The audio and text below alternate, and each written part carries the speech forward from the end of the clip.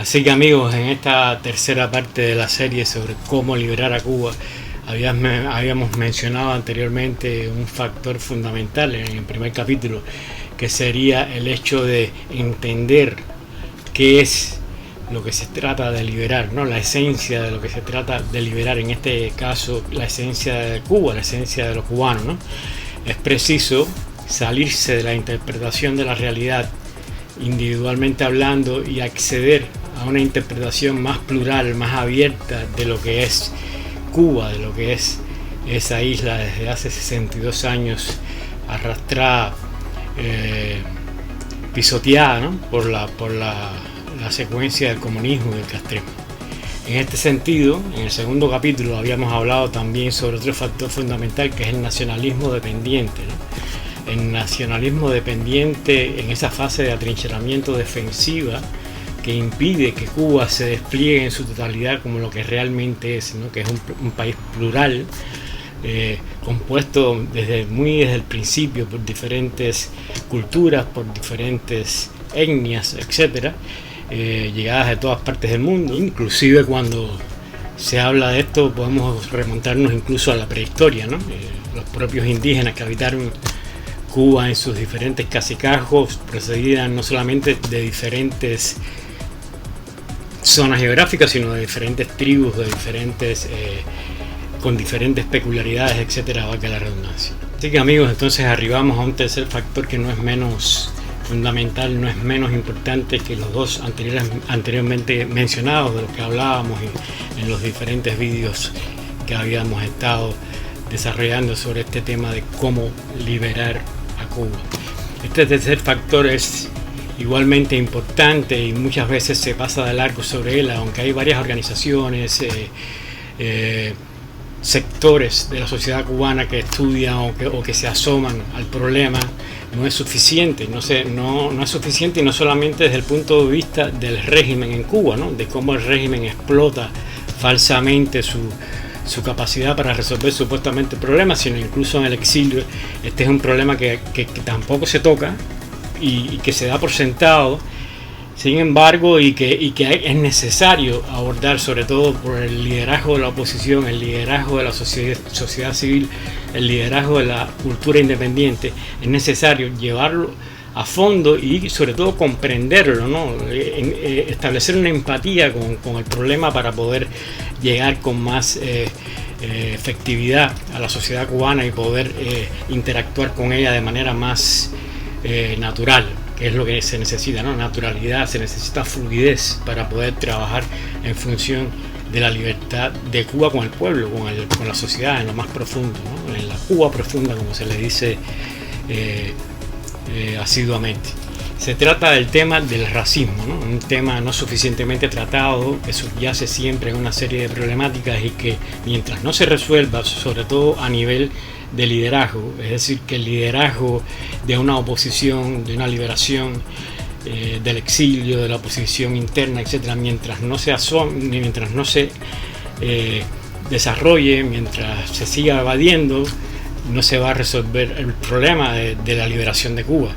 Por el racismo pasa la liberación de Cuba, es decir, por la erradicación del racismo en el trato, al menos en principio, entre el liderazgo y lo profundo de la sociedad cubana, ¿no?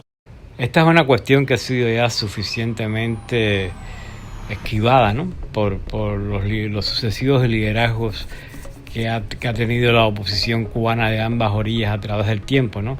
Repito, por supuesto que ha sido abordada en ciertos momentos por algunas organizaciones, algunos sectores. No voy a mencionar nombres de organizaciones ni de opositores en estos momentos, porque sería extender este vídeo hacia una zona que no es preciso extenderlo, ¿no? Básicamente se trata de identificar el problema, de identificar el área de trabajo, digamos, que se debe abordar y luego llevarlo a vías de hecho, ¿no? Específicamente quisiera poner quizás un par de ejemplos de cómo el racismo incide en la problemática cubana, un racismo muy interiorizado por amplios sectores de la cubanidad, vamos a llamarle así, ¿no? Un primer ejemplo sería la reacción de del exilio cubano, que es mayoritariamente, aplastantemente blanco, entre comillas, ¿no? Porque a estas alturas considerarse blanco en Cuba o habiendo nacido en Cuba es bastante ilusorio, ¿no? Pero bueno, vamos a llamarle blanco para que se entienda lo que quiero decir. Esta mayoría blanca en el exilio cubano se expresó de una manera bastante triste con relación, por ejemplo, al asesinato de George Floyd el año pasado, ¿no? Por un policía blanco, sí, en Estados Unidos. Vimos muy poco apoyo, digamos, sentimental o ético a George Floyd, el afroamericano asesinado, y muchas justificaciones, muchos pretextos para intentar evadir la realidad de lo que pasó y mostrarnos el episodio como una especie de situación relativa en la cual el policía no era el asesino y el asesinado era poco menos que un delincuente que merecía morir, ¿no? Por supuesto, no te lo decían tan directamente, pero de una manera u otra estaba implícito, estaba insinuado en las reacciones insensibles de una gran parte de la comunidad cubana en Estados Unidos. No voy a decir la totalidad, por supuesto, hubo muchos cubanos que se sensibilizaron con el asesinato de George Floyd, pero fue realmente para mí, no voy a decir sorprendente, pero bastante desagradable de ver la gran cantidad de cubanos supuestamente amantes de la libertad, supuestamente defensores de los derechos humanos, supuestamente antidictadura, ¿no? Porque muchos de ellos eran anticastristas, ¿no? Y sin embargo mostraron una insensibilidad total hacia el asesinato por una fuerza policial o por una serie de policías, empezando por el asesino directo.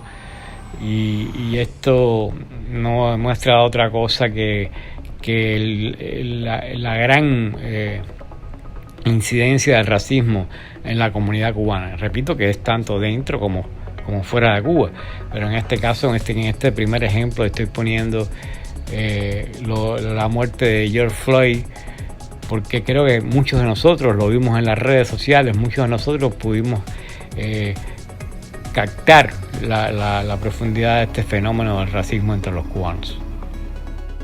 Y así, amigos, arribamos a un segundo ejemplo en las antípodas del primero, en el sentido de comprender cuán efectivo puede llegar a ser un trabajo de fondo en relación a la realidad cubana, ¿no? En la que el racismo está implícito, pero también una realidad añadida, ¿no? Y relacionada, por supuesto, y es que un gran número de cubanos residentes en Cuba actualmente o son negros o son mestizos, es decir,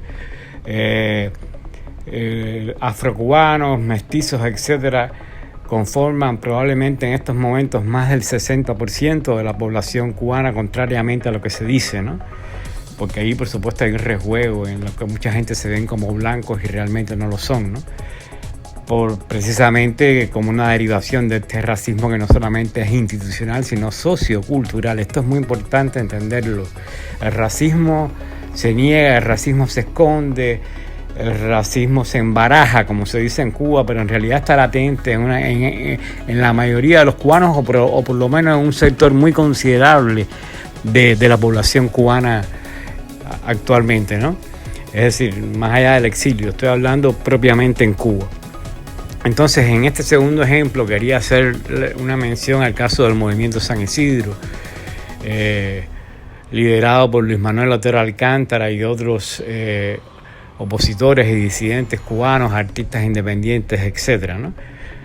Este movimiento San Isidro ha demostrado en los últimos 2-3 años, para poner una cifra aleatoria, ha demostrado suficientemente su capacidad de interactuar con la sociedad cubana, de moverse en lo más profundo de la sociedad cubana, que ni es políticamente activa ni mucho menos, pero que de alguna manera se deja entender, puede interactuar perfectamente con este movimiento San Isidro, entre otras cosas porque el movimiento San Isidro está compuesto sino por una mayoría, por una parte considerable de negros y mestizos, por un lado, y por el otro lado, porque este movimiento ha sabido interpretar la realidad cubana, ¿no? Ha sabido encontrar vías de interacción con la sociedad, con la Cuba profunda de que hablábamos ahorita.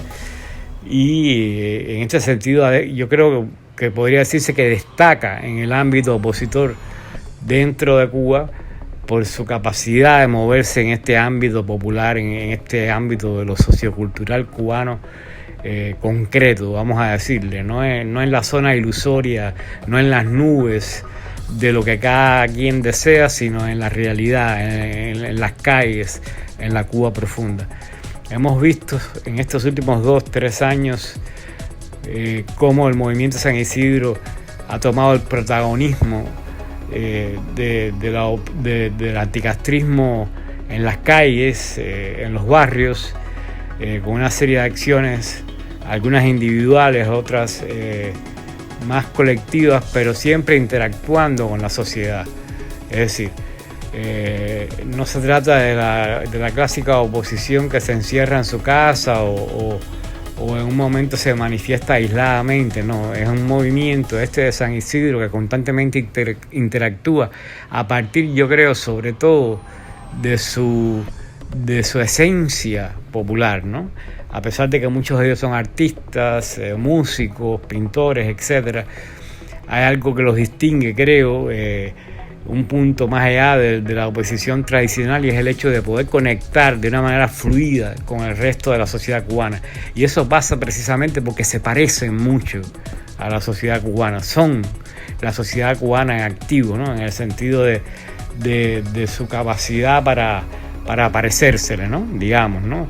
Porque son eso, en resumidas cuentas, son esos negros y mestizos que abundan, que predominan en los barrios de La Habana Vieja, de Centro Habana, en el corazón de Cuba, en el corazón de La Habana, y en este sentido esta interacción fluye de manera natural, no es algo en abstracto, no son pedidos ni exigencias en abstracto de las que comúnmente hace una oposición también más en abstracto y sin sonar peyorativo, por supuesto, ¿no? Todos sabemos el tremendo valor que ha tenido hasta ahora toda oposición que se manifiesta en Cuba contra el castrismo, pero sí creo sinceramente que de lo más efectivo que se ha visto en mucho tiempo es este movimiento San Isidro.